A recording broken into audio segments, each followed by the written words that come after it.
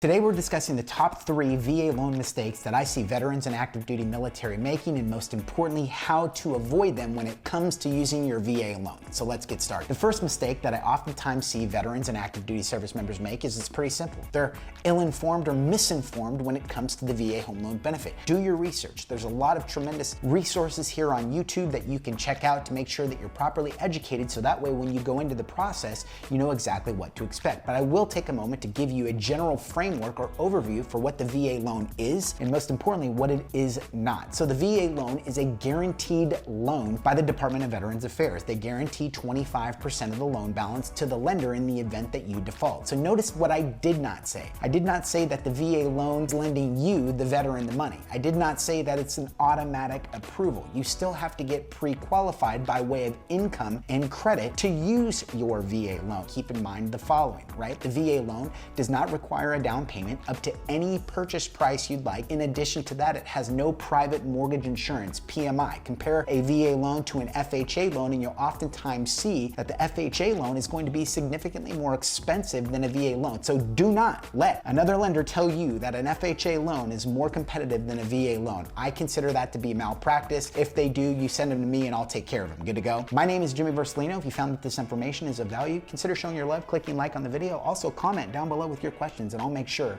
that they get answered for you. But the other thing that I want you to know about VA loans is that oftentimes interest rates are lower than conventional loans, anywhere from 1/4 to 3/4 of a percentage point in my experience. So take the time, get educated when it comes to your VA loan. I think you'll be glad you did, because it unlocks tremendous opportunity for you as a veteran to build and create wealth through the acquisition of real estate utilizing your VA home loan benefit. The second mistake that I oftentimes see veterans and active duty service members making is simple. They're not prepared to start the process. Jimmy, how do you mean exactly? Well, when using a VA loan, there's a couple of forms that veterans will need in order to take advantage of this benefit. The first is a copy of your DD-214, your discharge paperwork. On box 24, we as the lender are going to ensure that you've been honorably discharged, and from there, we're going to request a copy of your COE, your Certificate of Eligibility. And so this form particularly states that you are eligible to use a VA loan. Notice what I did not say, right? It does not mean that you are automatically qualified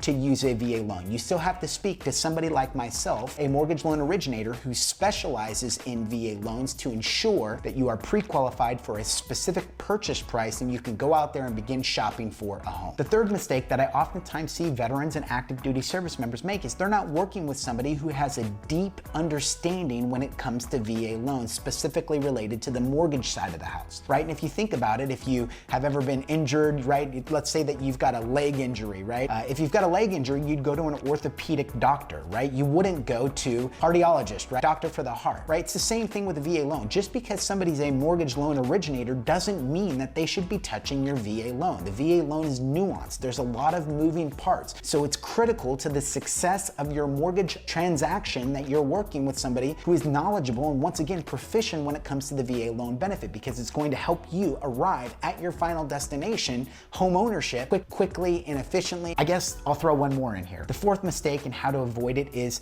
making sure that you are paying particularly close attention to the attention to detail, meaning this: when a mortgage loan originator requests a specific documentation from you, it's very important that you give us all of the documentation we requested. For example, when we request bank statements, right? We always request all pages of the bank statement, to include that page that says this form is intentionally left blank. It's like, yes, we need that too. When you're going through the process, whatever the mortgage loan originator or processor or underwriter is asking you for, make sure you're giving them exactly what it is that they're requesting, because I think what you'll find is it'll help to streamline your process, and I'll say it one more time, allow you to arrive at your final destination on time, which is home ownership, which is what we want for all veterans.